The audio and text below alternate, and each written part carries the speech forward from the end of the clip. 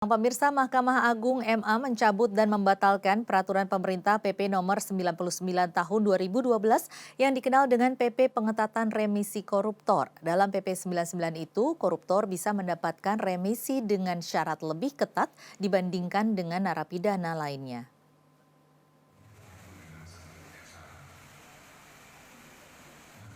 Dalam pertimbangannya, Majelis Judicial Review menyatakan narapidana bukan hanya objek tapi juga subjek yang tidak berbeda dengan manusia lainnya yang sewaktu-waktu dapat melakukan kekhilafan yang dapat dikenai pidana sehingga tidak harus diberantas.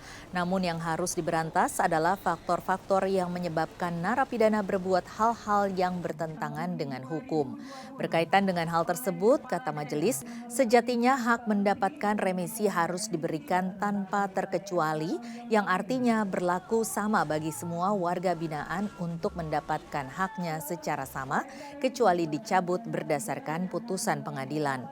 Lapas dalam memberikan penilaian terhadap setiap narapidana untuk dapat diberi remisi harus dimulai sejak yang bersangkutan menyandang status warga binaan dan bukan masih dikaitkan dengan hal-hal lain sebelumnya.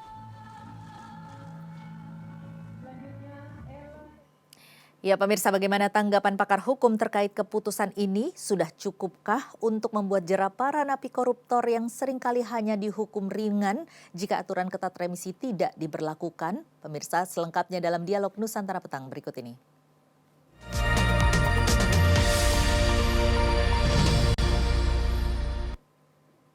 Sudah ada Profesor Agus Rono, pakar hukum pidana. Selamat sore, Prof. Selamat sore Mbak Tasya, apa kabar? Sehat? Baik, Prof. Apa kabar, Prof? Alhamdulillah sehat. Iya, Prof. Bagaimana nih tanggapannya dengan keputusan MA ini?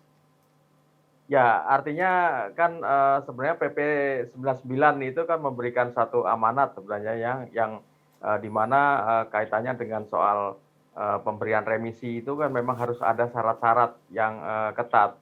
Tapi memang pada intinya kan syarat-syarat yang diatur di dalam PP tersebut itu kan terkait dengan soal yang berkaitan dengan selama 6 bulan yang bersangkutan itu berperilaku baik begitu, maka hak mereka sebagai narapidana kan tentu dapat diberikan. Nah ini yang kita juga sebagai masyarakat di satu sisi harus paham bahwa pemberian hak kemudian yang berkaitan masalah remisi itu adalah merupakan hak dari setiap narapidana begitu ya untuk jenis tindak pidana apapun. Tapi menurut hemat saya tentu mestinya harus dibedakan karena kan semangat dari tindak pidana korupsi untuk kemudian kita berantas dan seterusnya sehingga penjatuhan pidana korupsi ini tetap mestinya harus dapat memberikan satu efek jera. Nah, efek jera itu kepada siapa? Tentu efek jera itu adalah kepada masyarakat secara luas ya, agar masyarakat tidak kemudian melakukan satu tindak pidana begitu. Nah, ini kan mestinya semangatnya harus demikian gitu. Nah, tentu tidak hanya kemudian kita bisa berharap dari apa yang disebut dengan PP 99 itu gitu, yang merupakan perubahan dari peraturan pemerintah terkait dengan bagaimana tata cara maupun syarat-syarat pemidanaan, ya terutama juga termasuk juga di dalamnya adalah pemberian remisi.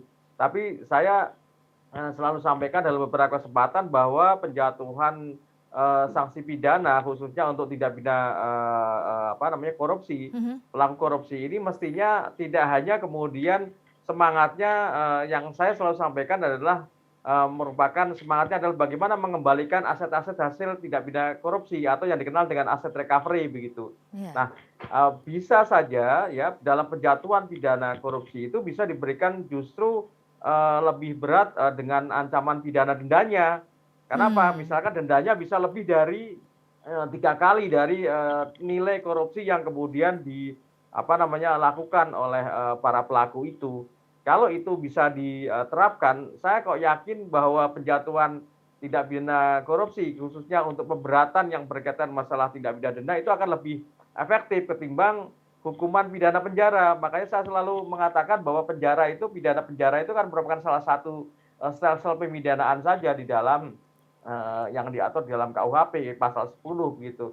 Tapi sebenarnya ada juga mekanisme pemidanaan yang menurut hemat saya cukup efektif gitu ya, selain penjatuhan sanksi pidana berupa pidana penjara dan yang lainnya yang lebih berat, tapi yang menurut hemat saya yang paling efektif adalah kaitannya dengan pemberatan khususnya untuk denda.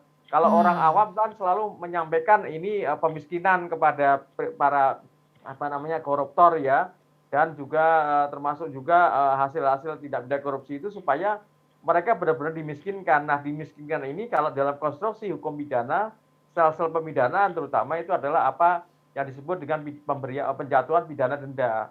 Nah, Baik. dendanya Mhm. tentu tidak kemudian, apa namanya, secara letterless sebagaimana dimaksud dalam, undang-undang, tapi harus ada pemberatan mengenai penjatuhan dendanya itu, gitu. Iya, itu ini sebelum kita membicarakan mengenai bagaimana menjatuhkan atau memberatkan sanksi, pidana secara denda, ini kan memang, saat ini untuk masalah remisi ini kan sebenarnya memang menjadi, suatu dilema begitu ya, antara Ya, mungkin, saat ini juga penjara sudah over kapasitas seperti yang kita ingat pada waktu momentum kebakaran yang lalu itu sempat juga kita membicarakan mengenai bagaimana kapasitas penjara yang sudah sangat penuh begitu, dengan ya. juga memperketat remisi untuk efek jera begitu. Nah ini bagaimana menurut Anda Prof, sebaiknya dipilihnya yang mana ini? Karena ini merupakan suatu dilema juga ya? Ya, betul, ini memang dilema. Makanya saya pada waktu kesempatan, dialog sebelumnya kan saya sampaikan bahwa, di dalam rangka untuk menyelesaikan persoalan yang berkaitan dengan, apa namanya, over capacity dan seterusnya di dalam lembaga pemasyarakatan, itu harus diselesaikan secara komprehensif, ya terutama, peraturan perundang-undangan baik, yang ada di dalam RUU KUHP itu harus segera diselesaikan, terutama mengenai sel-sel pemidanaan. Dan yang kedua adalah, RUU yang ada di, KUHP gitu, ini harus segera diselesaikan. Kenapa? Karena saya, selalu sampaikan bahwa lembaga pemasyarakatan ini merupakan satu bagian yang tidak terpisahkan dengan apa yang disebut dengan, sistem peradilan pidana terpadu atau Integrated Criminal Justice System. Nah, Hmm. eee, apa namanya, ya lembaga pemasyarakatan ini kan adalah merupakan, hilir saja, artinya, muara saja. Nah, kalau kemudian, hulunya nggak diberesin, terutama mengenai, bagaimana mekanisme penjatuhan pidananya, apakah semua jenis tindak pidana itu harus dijatuhkan dengan pidana penjara, ya itu nanti akan berdampak kepada yang tadi saya sampaikan, adanya over capacity di lembaga pemasyarakatan, begitu. Nah, untuk memperketat itu sebenarnya kita nggak bisa hanya kemudian PP 99 itu kemudian, apa namanya, berkaitan masalah soal remisif gitu ya. Mhm. Remisi ya itu yang difokuskan tidak, tapi juga harus kita selesaikan, soal-soal yang lainnya karena ini merupakan satu, keseluruhan sistem yang tidak bisa kemudian kita, pisahkan satu persatu dari subsistem itu, begitu.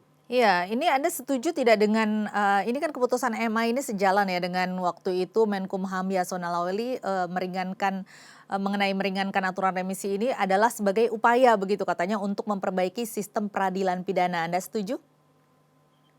Kalau dari segi, gini, kalau judicial review ini kan kita harus pahami nih, yang namanya judicial review itu adalah, norma yang ada dalam peraturan perundangan yang dimohonkan judicial review, dalam hal ini adalah, pasal yang ada dalam PP 99 ya, Mhm. 2012 ya, ini kemudian diajukan permohonan judicial review-nya sehingga dianggap bahwa PP ini bertentangan dengan undang-undang, kan begitu kan? Iya. Bertentangan dengan undang-undang yang ada di atasnya. Nah, ini yang kemudian harus dipahami. Tapi kalau saya meyakini ini bagian kecil saja kalau kita mau bicara mengenai sebuah sistem, bangunan, sistem untuk, menyelesaikan semua persoalan-persoalan yang berkaitan dengan sistem peradilan pidana itu, tentu RUU KUHP harus segera diselesaikan, RUU KUHP itu harus segera diselesaikan dan ini menjadi, sangat penting gitu. Nah, ini lagi-lagi kan momentum yang menurut hemat saya, artinya aparat penegak hukum yang lainnya ke dalam artian, penyidik, penuntut umum sudah bekerja maksimal sedemikian rupa ya, kemudian sudah diproses di, pengadilan ya, sudah dijatuhi hukuman sebagaimana, sesuai dengan apa namanya, aturan yang ada sesuai dengan norma yang ada, ya yang mencerminkan keadilan baik itu keadilan, formil ya maupun keadilan, materialnya ya. ini mestinya kemudian diimbangi juga dengan apa yang sebagaimana manajemen lembaga pemasyarakatan begitu. Nah Mhm. ini harus satu kesatuan, kan nggak bisa kemudian hanya berujung di, lembaga pemasyarakatan saja. Bahwa filosofi pemberian remisi ini adalah merupakan hak dari narapidana ini harus dipahami, tapi kaitannya dengan permohonan, judicial review ini apakah kemudian, menurut, hakim yang ada di Mahkamah Agung karena memang ini adalah merupakan peraturan perundang-undangan di bawah undang-undang, maka yang punya kewenangan untuk melakukan judicial review kan adalah hakim yang ada di Mahkamah Agung. Iya. Nah, kalau menganggap atau dianggap bahwa putusan itu adalah, merupakan, apa namanya, permohonan yang kemudian dikabulkan dalam, judicial review tersebut, artinya ada norma yang anggap oleh majelis hakim Mahkamah Agung bertentangan dengan, apa namanya, norma yang ada di atasnya, gitu. Nah, Mmm. ini harus dipahami ya. Saya kok, tidak yakin bahwa, apa namanya, dengan adanya putusan, Mahkamah Agung ini kemudian, langsung berimbas kepada apa namanya, efek efek jera atau tidak adanya efek jera, tidak demikian begitu. Mhm. Justru yang menurut saya yang dapat memberikan efek jera kepada apa namanya, mereka-mereka yang akan ya, yang akan melakukan suatu tindak pidana korupsi, itu adalah tadi, penjatuhan sanksi pidana denda yang seberat-beratnya, ini justru efektif gitu ya untuk kemudian membuat, si calon pelaku korupsi ini kemudian tidak akan melakukan gitu. Karena lagi-lagi kan ini soal korupsi ini kan adalah soal, penyakit mental Iya. mental ya, mental yang kemudian, dilakukan oleh baik itu oleh, eee, apa namanya, oknum, masyarakat ya, kemudian juga mental yang dilakukan oleh oknum penyelenggara negara. Nah mereka ini kan berkolaborasi dalam melakukan suatu tindak pidana korupsi ini. Mhm Oleh karena mhm. itu tidak bisa kemudian kita hanya, menyelesaikan persoalan di hilirnya saja, yaitu di lembaga pemasyarakatan saja khususnya terkait dengan soal masalah remisi, tapi juga harus kita, selesaikan, yang tadi saya sampaikan, baik itu terutama mengenai hukum acara pidananya itu benar-benar harus diselesaikan dengan baik sehingga ini dapat kemudian, memberikan satu proses hukum, proses penegakan hukum yang mencerminkan apa yang disebut dengan, due process of law begitu. Nah, Iya. due process of law ini kan ujung-ujungnya adalah bagaimana mewujudkan keadilan di dalam masyarakat kan, Mhm. bahwa dengan Betul. adanya satu penegakan hukum yang dilakukan itu dengan, tegas ya, kemudian, proses, kemudian menjalani hukuman di lembaga pemasyarakatan itu dapat dilakukan oleh baik sesuai dengan kewenangan dari, lembaga pemasyarakatan, maka kemudian, diharapkan bahwa hal ini bisa menjadikan efek jera kepada, masyarakat secara luas agar tidak melakukan satu tindak pidana korupsi lagi, gitu. Iya, jadi sebenarnya keputusan dari, MA ini tidak semata-mata hanya untuk memberikan keadilan terhadap, mungkin para koruptor begitu ya, yang, saat ini yang menjadi masalah terbesar adalah sebenarnya sistem di balik itu, bagaimana caranya memberikan keadilan kepada seluruh masyarakat. Nanti kita akan bahas ini di segmen berikutnya Prof, tetapi kita harus jeda Ya. dulu. Pemirsa tetaplah bersama kami, Dialog Nusantara Petang masih akan kembali usai jeda.